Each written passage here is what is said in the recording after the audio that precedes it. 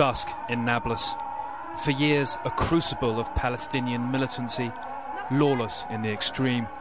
But today, behind the masks, is the face of a new order.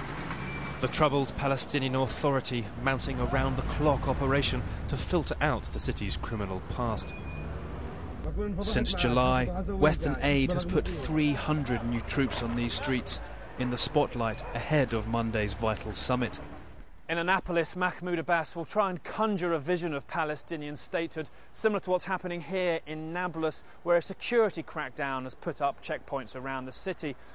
But many worry this improvement is basically cosmetic, because beneath the surface there continues intense rivalry between heavily armed gangs of militia that stem from the slums around the city, like this, Camp Number 1. This is what happened when the new security forces tried to enter one camp 3 weeks ago.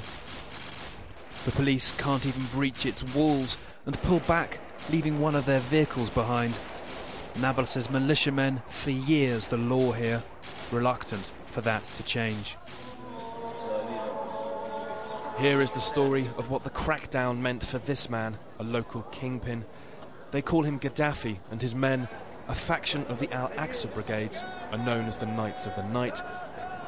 2 months ago, we see him roaming the old city, adjudicating local disputes. My marriage plans are none of your business, shouts this old man. He and the woman he's talking to both led away by Gaddafi's men, either heroes or heavies, depending what side you're on. His men's local status earned by their fabled resistance of Israel. Down in the tunnels, they claim they recently survived an Israeli assault here. They were piercing the tunnel walls using pneumatic drills and pumping poisonous gas inside. We got asphyxiated, we were unable to move. Some of us dropped on the ground. Everybody was gasping his final breath. As the security plan got underway, the Palestinian Authority still did not silence Gaddafi's guns. So the Israelis came into Nablus to do it instead. They quickly find their target. His legs badly injured, apparently by an Israeli rocket. The wounded are rushed to hospital, Gaddafi making his last mobile phone calls en route. Security plan should be tackling, but it failed to, and the Israelis stepped in.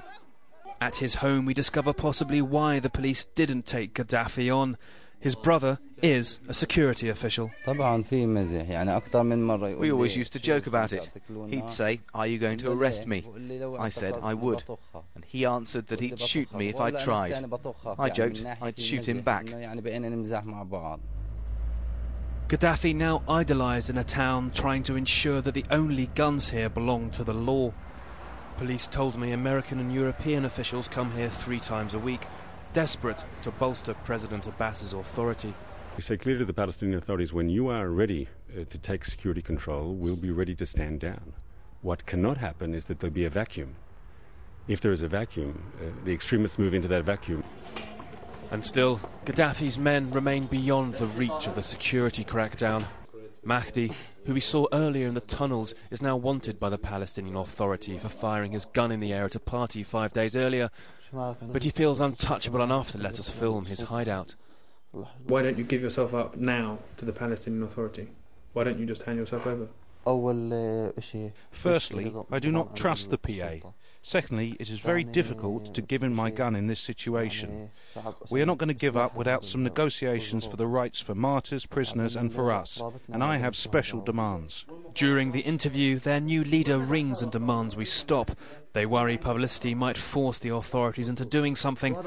Still, they play us the trophy videos they say show the blood of Israeli soldiers they shot on Nablus's streets a month ago. This is the blood. Here.